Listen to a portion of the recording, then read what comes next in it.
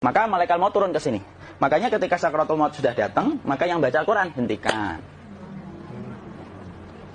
Kenapa? Oh, memang gitu ya. Jangan semakin kenceng. Ayo Pak, insyaallah Pak gitu. Al-Baqarah Pak, Al-Baqarah Pak. Al-Kahfi, Al-Kahfi. Enggak lah. Yang baca Quran berhenti dulu. Kemudian digantikan dengan kita mentalkin. Antum agak ke sana dikit. Masya Allah ya. Orang yang meninggalnya kooperatif ini. maka agak ke sini ya. Maka disunahkan kita untuk mentalkinnya. Nanti ketika mentalkin jangan terlalu sering, jangan terlalu membebani. Jangan terlalu sering itu la ilaha illallah, la ilaha illallah. Enggak gitulah. Berat nanti dia ngerasakan. Di situ Imam Qurtubi juga menyampaikan, jangan terlalu sering karena itu memberatkan dadanya. Jadi ketika mentalkin, saya sampaikan, boleh diganti atau enggak Ustaz? Enggak lah, talkin itu ibadah. Ibadah itu tauqifiyah. Tauqifiyah itu enggak usah diganti. Karena Rasulullah mengatakan, lakinu ala mautakum la ilaha illallah. Talkin orang yang meninggal di antara kalian dengan la ilaha illallah. Enggak usah diganti Allah Ustaz yang lebih singkat, lebih pendek. Enggak usah. Subhanallah Ustaz, enggak usah. Kenapa? Karena talqin sudah ditetapkan ucapannya oleh Nabi, begitulah kita mencontohnya. Jadi tidak usah diganti. Cara mentalkin, jadi kalau keadaan sudah tenang, tolong kalau sudah sakaratul maut jangan ditinggalkan. Karena sesungguhnya pertempuran setan itu pada detik-detik kematian semacam ini. Dan betul-betul berusaha untuk menjadikan dia murtad.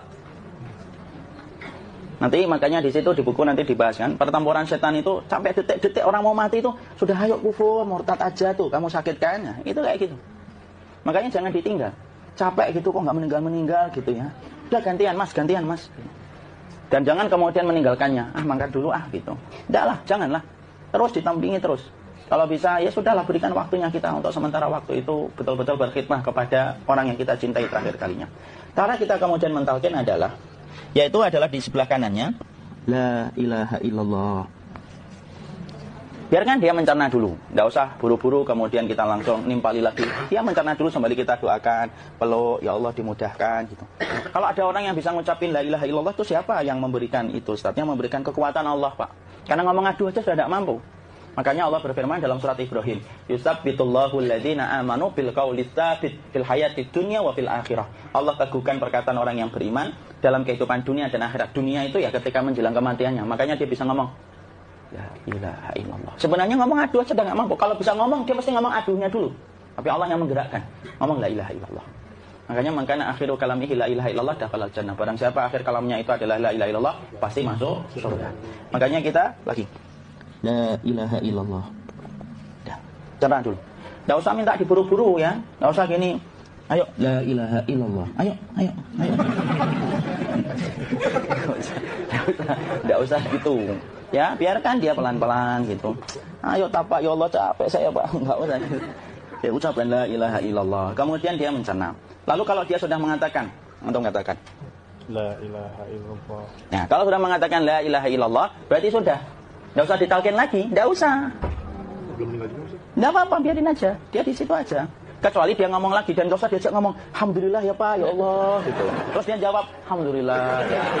Itu berarti ucapan terakhirnya alhamdulillah. Atau ketika habis ditalkin la ilaha illallah dia ngelihat air. Nah, itu berarti ucapan terakhirnya air. Talkin lagi. Enggak usah marah. Aduh Pak minta air. Kok minta air nanti aja dikubur gitu loh. Jangan gitu. Biarin aja, jangan kemudian setelah la ilaha illallah La ilaha illallah. terus ayo tutup, awas ya ngomong lagi ya. Nggak usah gitu juga. Maka kemudian setelah la ilaha illallah sudah, nggak usah diajak ngomong gitu. Terus kemudian nggak usah ada anaknya perempuan, ya Allah Pak sudah bisa ngomong la ilaha illallah, usah gitu. Cukup dalam hati alhamdulillah gitu. Diam kita dengerin gitu. Disitulah nanti biasanya detik dia terakhir. Dia nanti ngeliat di sini Pak, prosesnya itu nanti kaki langsung sebagian jempol dingin dia. Kaki, telapak kakinya langsung kalau kita ginikan dingin kayak kaki yang kena AC langsung. Kemudian dia langsung ningkup gini, dikit dia, mulai kaku dia. Atau kalau enggak, gini dia. Langsung kayak jatuh, kayak kepala nanti yang paling terakhir. Kepala itu pasti ada gerakannya Pak, ini meninggal itu. Pasti gitu. Karena apa? Sudah tidak ada beban ruh yang menahannya. Ya, cabut ya, set pelan, maka kemudian malaikat itu. Tapi tetap sakit lah, walaupun dikatakan ringan, tetap sakit. Maka kemudian sakit gitu, ngelewatin sini. Jantung kemudian sudah tidak berfungsi. Kemudian ginjal Pak, ngelewatin ginjal tidak berfungsi. Bapak bayangkan kan, kalau yang pernah sakit batu ginjal Pak, sepakat nggak kalau kita batu ginjal itu sakitnya luar biasa Pak? Itu baru titik batu kecil di ginjal. Kita bisa bayangkan tiba-tiba ginjal tidak berfungsi. Sakitnya kayak apa, Pak? Tiba-tiba ginjal nggak berfungsi, pankreas naik, kemudian tek jantung. Jantung ini dia masih hidup dia, di sininya masih hidup walaupun jantungnya sudah berhenti. Naik, kemudian mata dia ngelewatin mata. Organ tubuh yang paling setia sama ruh itu mata. Maka kemudian mata dia ngelihat dia, ngelihat set keluarnya, set naik dia. Nah, dilihat ini sama dia. Makanya Rasulullah mengatakan innar ruha idza qubida tabi'ahul basar. Ruh itu kalau dicabut, mata itu ngikutin kemana perjalanan ruh itu.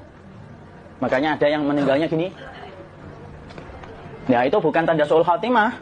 Itu tanda fitrahnya mata ngikutin ruh. Atau kemudian bukanya sedikit.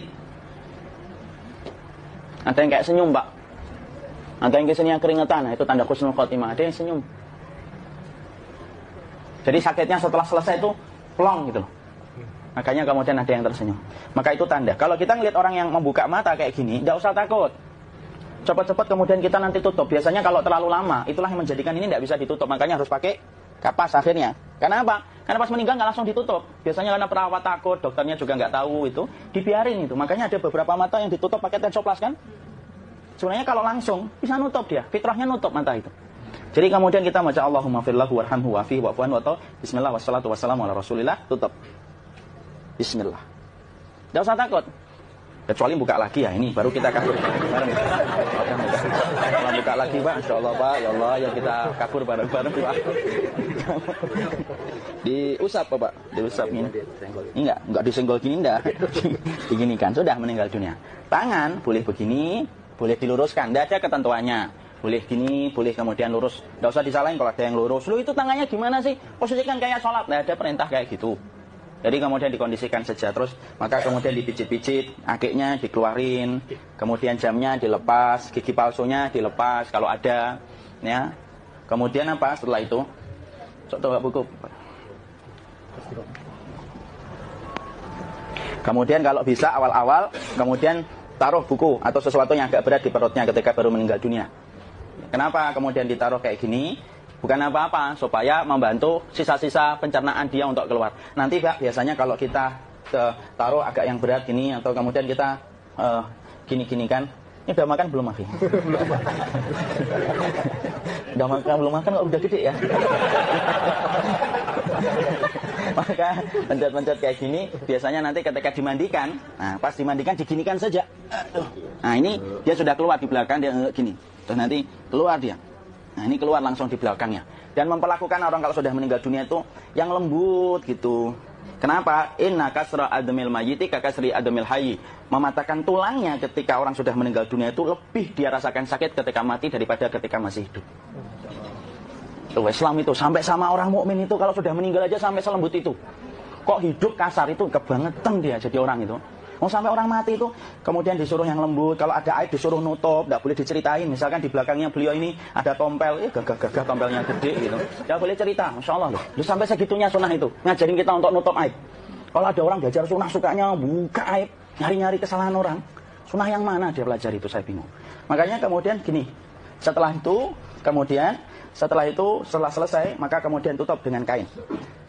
Maaf ya, Kia. Ya, nanti kalau nggak kuat nafas ngomong ya.